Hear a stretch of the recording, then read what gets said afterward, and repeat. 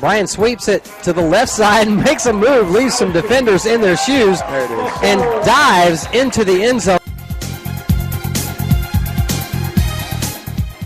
A 28-yard field goal. The kick is up, and the kick is good. Snap. No, it is not. He picks it up, runs backwards, and he'd be best to just kick it. But yes, it will be a safety. Here's Brian Robinson. He'll walk into the end zone. Touchdown. The pass intended for Jaron McMillan is caught in the corner of the end zone.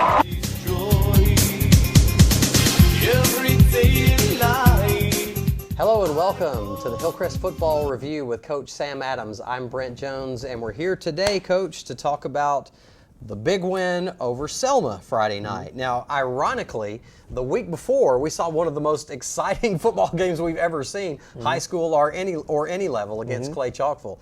But that game didn't mean anything, whereas this one, which was one of the most hard to watch, you might say, football games ever, this one meant so much more. That's correct. First region game. And so, that gets us off to a good start as far as repercussions for the playoffs and that type of stuff. And the conditions were not really favorable for either team. Very difficult to play in. But I was really proud of the way our defense responded, and we had to lean on them this week, so it was good. Absolutely, they were great. We'll talk more about that great defense, and we'll watch the highlights right after this. Stick around. You're watching the Hillcrest Football Review with Coach Sam Adams. Good evening and welcome to the NFHS Network's live coverage of Stadium in Kennewick, Washington.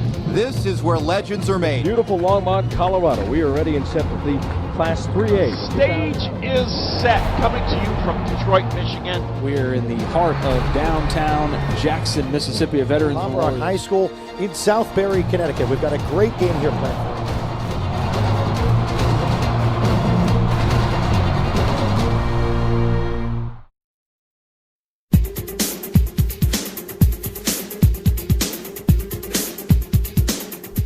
Welcome back. As always, NFHS Network is the place you can find our games live at www.nfhsnetwork.com. Coach, have you decided to go with the same two captains for the whole season? Is that the way it's going to work? We have. Those are two guys that have really invested a lot in the program over their careers here, and I think they're very deserving. They certainly are. And as a matter of fact, we chose the defense as the player of the week, and Kobe Redmond as the captain will be the representative, and we'll interview him. So the game starts off, and automatically it's hard to field the ball. It is. The rain was really coming down in sheets right at the beginning of the game, and it made our footing difficult, made it difficult to hold on to the ball. And we have to do a better job on offense of, regardless of the conditions, making sure we keep a hold of it. So one good run, and then the punt that went wrong. Right, we had a hard time snapping the ball, and you see the same thing happen for Selma on the next snap there. It was difficult anytime the ball was exchanging hands in any way all night long. It was just bouncing all over the field. Nice job by Kobe Redmond there, just shooting it. Yeah, he's really coming into his own this year, playing sideline to sideline, making a lot of plays, and we're expecting him to keep getting better and better. Again, the defense, our MVP. Very worthy. I know two shutouts in 4 games. That's tough to do no matter who your opponent is.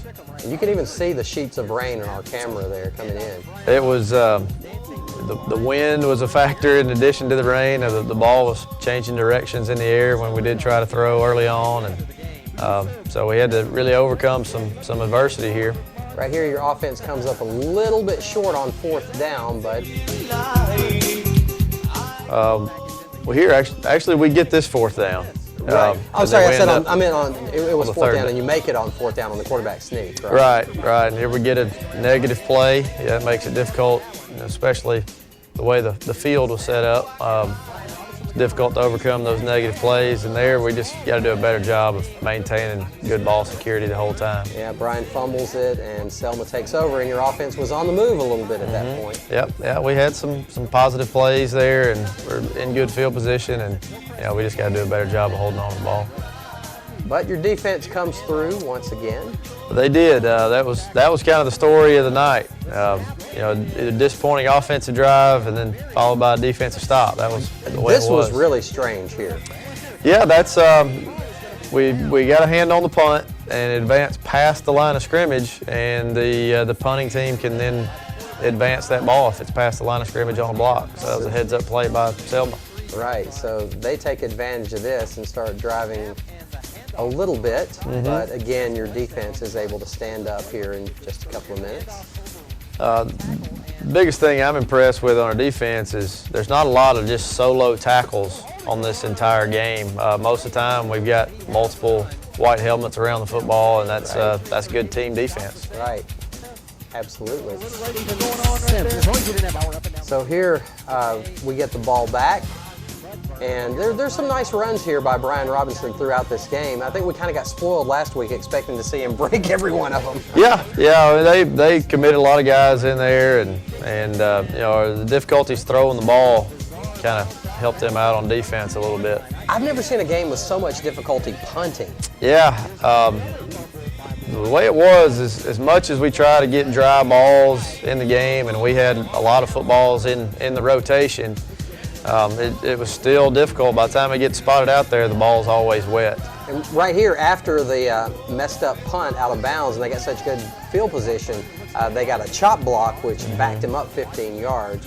They were down 1st and goal at that point. Yeah, they started a few drives there inside our 30 or so.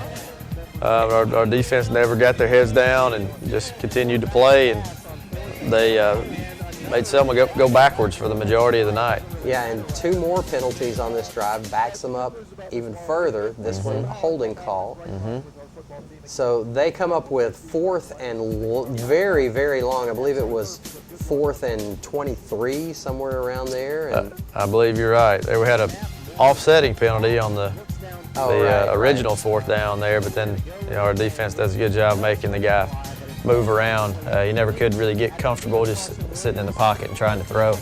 These highlights are really hard to follow because really not a whole lot of action per se happened. But here's a nice throw and catch to Jahi. Yeah, and Jordan Chisholm did a really nice job getting out in front of the screen. Had a good block along the sidelines. And here we're making progress. This is probably the best drive of the night. In motion. We go back to our heavy package there. Tank personnel is what we call them. Right. That was another pickup on 4th down. You did that a couple of times throughout the night. Yeah, well, we had to. Right. We had to do had something to. right. Didn't want to punt, that's for sure. That is correct. Again, another great run by Brian that unfortunately got called back, just like last week. Yeah, that was one of those holding calls that. I mean, it was a good call. It could have easily not been called, but we get a field goal out of it. And in games like this, any points you can get are just huge. Yeah, absolutely. Okay, so we got a penalty on the kickoff there. Had to kick it again. And Yard line. Hillcrest defenders. not a whole lot for them here on this kickoff, so they start back pretty far. That's right. Our kickoff coverage team did well. Didn't get a whole lot of opportunities with the low-scoring game. So at the half, we're at 3-0. But to me, that 3-0 lead seemed more like a 21-0 lead in these conditions. Yeah, with the trend in the game was, our defense was playing strong, and we were just trying like crazy to get up more than one touchdown score. Just you're always worried about some kind of freak thing happening, someone falling down and a run popping or something like that. So we were just trying to get up more than one score.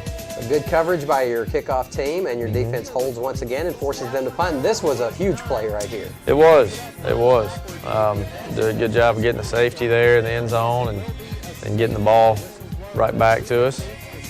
I call this game Adventures in Punting. It was an adventure every time out. So they have the free kick, and we get some good field position here, but an exciting run back by Kagan Campbell, but unfortunately it gets called back a little bit. It does. We had a block in the back and another unsportsmanlike conduct in there also, and so we squandered some decent field position. But still, you got possession of the ball and a 5-0 lead. But their defense holds, and we try to punt it again, and more trouble punting. Here we had a new snapper in the game, and our punter's alignment was a little off. So the combination of those things kind of led to the mishap again. So here they are with good field position again, but your defense comes through yet again. They did. This is a big turnover. Good job of picking that ball up in the backfield and trying to advance it forward. Frederick takes it though, and he looks down. Here we get them on a little play action and don't come up with a catch, but they help us out a little bit with a late hit. Right. And that moves it on down the field 15 yards, you see from the referee's indication here. And I was a little bit worried about Torin there, but he's okay. Yes? He is, Okay, yeah. good. Yeah, he's a very, very tough kid. There we get a face mask, just more ugly football. Right. There's really no other way to put it, is there? That's correct. That is correct. This isn't one that you'll be going to the archives trying to watch over and over again. No, not at all. Not at all. This drive was about a 16-play drive that covered, I think, 65 yards. Right, some nice runs by Letarius. Yep, he did a really good job when he was called on. Almost right there. Yeah, their corner made a really good play on that and got one hand in there.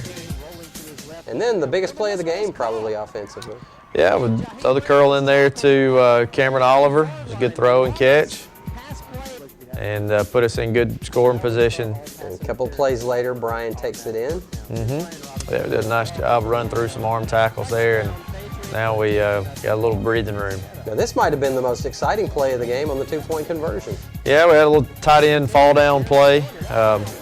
When the tight ends get on the ground, a lot of times the ones that are supposed to be covering them kind of lose their they lose their eye control there, and they forget about them. So you may have noticed there no highlights from the fourth quarter because really nothing significant happened, and the game ends here at 13-0 in favor of your team. But no win is a bad win, am I right? That's correct. That's correct, especially in region play. Yes, absolutely. All right, so Hillcrest wins at 13-0 over the Selma Saints. Coming up this Friday night, a big game against Bessemer City, undefeated in the region. We'll talk a little bit about that game when we return. Stick around. Another feature from our great Pats TV staff coming up. After that, we'll talk about this week's game against Bessemer City. Stick around. You're watching the Hillcrest Football Review with Coach Sam Adams.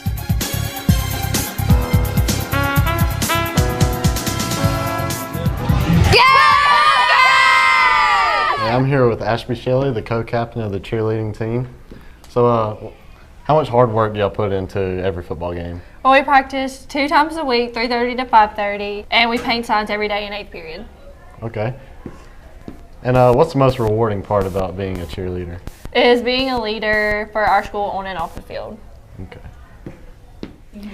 Well, the cheerleaders actually are responsible for a lot of the spirit and the excitement around game day on Fridays. There are a lot of things that go on behind the scenes that you might not be even aware of that they do for the football players, like locker signs or goodie bags to get them motivated. And then as far as motivating the school goes, they are responsible for the dress-up ideas and making sure everybody's participating on Friday. And just the overall spirit of homecoming, they're very involved during that week.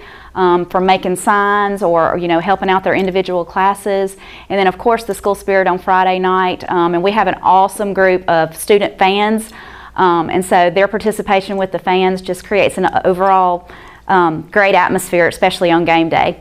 I think that I found myself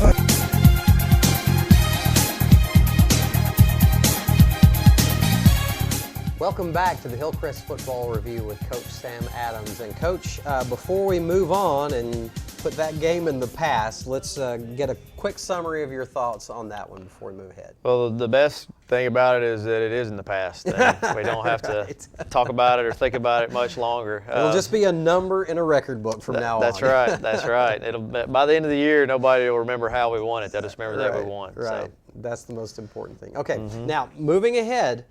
Big game, Bessemer City, undefeated, 2-0 in our region, the next region game. This is a big game. Yeah, they're defensively, statistically, one of the top defenses in the state. They're giving up, I think, 5 and some change, 5 points per game and some change. And they're scoring a lot of points. They build their team around a lot of athleticism. They're not the biggest bunch of guys that we will have played or will play.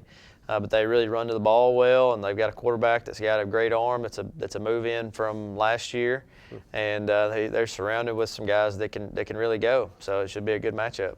And it's on the road too. That's correct. That's correct. Vesper City's it can be a difficult place to play. So our guys will have their hands full for sure. Yeah, should be exciting. Okay, thanks for joining us, and we'll see you again next week on the Hillcrest Football Review with Coach Adams. Have a great day.